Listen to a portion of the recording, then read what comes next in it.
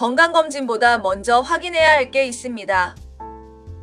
치료를 선택할지 비용을 선택할지는 보험 준비에 따라 달라집니다. 안녕하세요. 보험에 대한 명확한 기준을 제시해드리는 보험 고민 상담소입니다.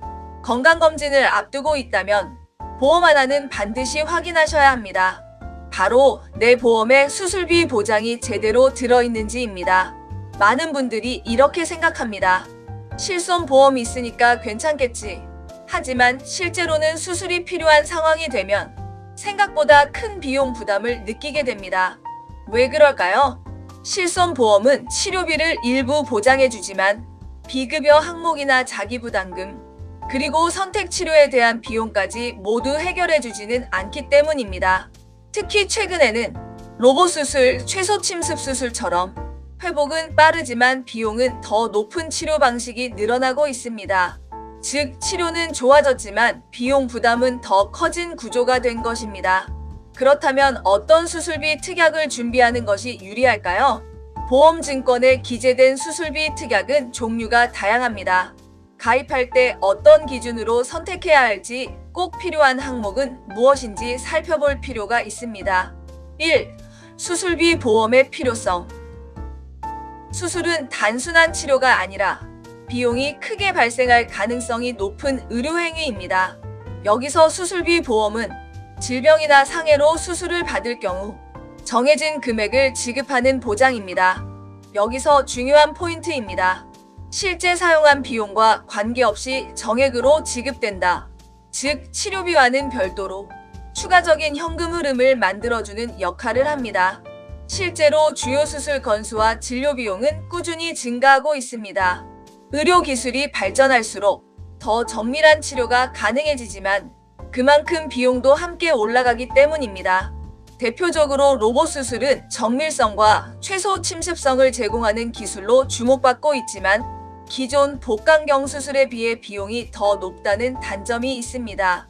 결국 중요한 선택의 순간이 옵니다. 비용 때문에 치료 방법을 타협할 것인가? 아니면 충분히 대비해서 최선의 치료를 받을 것인가?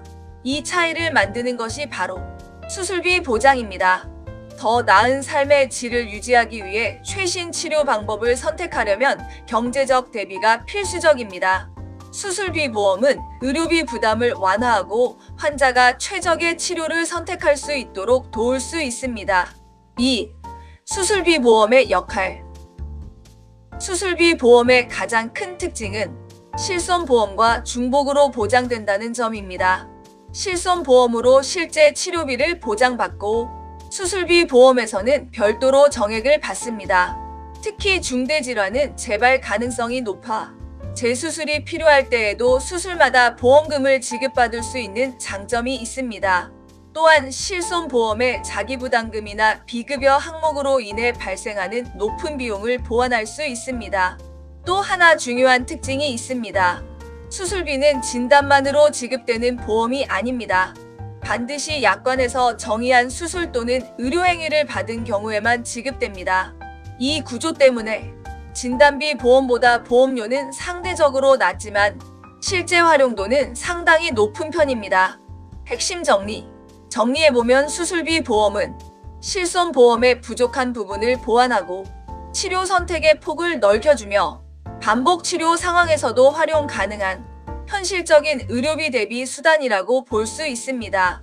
다음 시간에는 수술비 보험의 종류와 선택 기준을 실제 가입 기준 중심으로 설명드리겠습니다. 오늘 내용이 도움이 되셨다면 좋아요 부탁드리고요. 이런 정보 놓치지 않으시려면 구독해 두시면 도움이 됩니다. 지금까지 보험 고민 상담소였습니다. 감사합니다.